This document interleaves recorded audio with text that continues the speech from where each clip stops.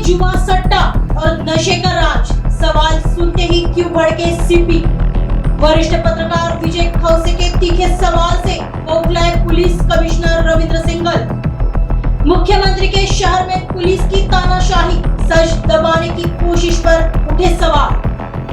क्या सच में डर गई नागपुर पुलिस? क्या सच पूछना गुनाह है? प्रेस कॉन्फ्रेंस में पत्रकारों की एंट्री पर लगाया पहरा। सर, माझा एक प्रश्न आहे.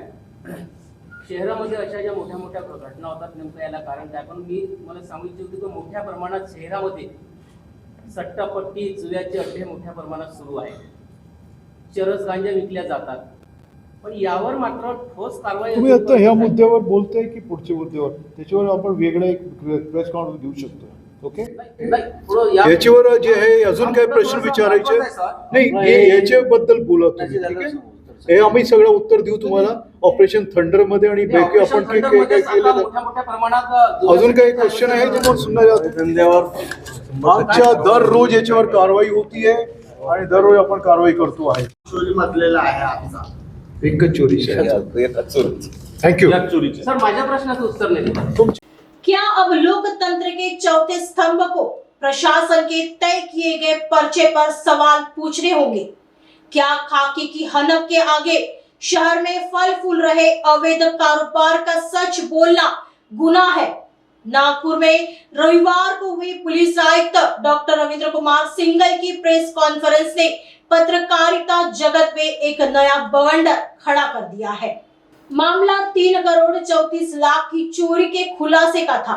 प्रेस कॉन्फ्रेंस सुचारू रूप से चल रही थी, लेकिन जैसे ही WH न्यूज के संपादक वरिष्ठ पत्रकार विजय खौसे ने शहर में पैर पसार चुके अवैध जुआ, सट्टा और नशे के कारोबार पर सवाल दागा, तो सीपी साहब की त्योरियां चढ़ गई।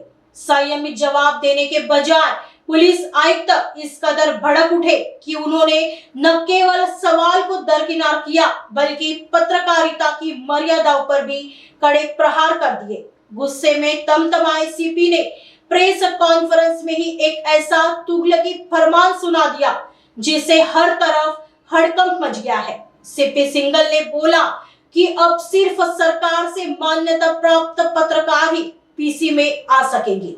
सवाल यह है कि क्राइम बीट पर जान जोखिम में डालकर काम करने वाले हजारों गैर अधिस्वीकृत पत्रकारों का क्या? पूरे डिजिटल मीडिया जगत को खड़नीखोर के कटघरे में खड़ा कर दिया गया। सवाल उठता है कि अगर विभाग के कुछ पुलिसकर्मी भ्रष्टाचार में पकड़े जाते हैं तो क्या पूरा पुलिस महकमा अपराधी हो जाता है? इतिहास गवाह है कि नागपुर ने कई दिग्गज पुलिस आयुक्त देखे, लेकिन पत्रकारों के साथ ऐसी उदंड और अपमानजनक भाषा का इस्तेमाल पहले कभी नहीं हुआ। मुख्यमंत्री के शहर में अगर रक्षा की सवाल पूछने वालों की मुस्कटदाबी करने लगे तो गृह विभाग की कार्य प्रणाली पर सवाल उठना लाजिमी है।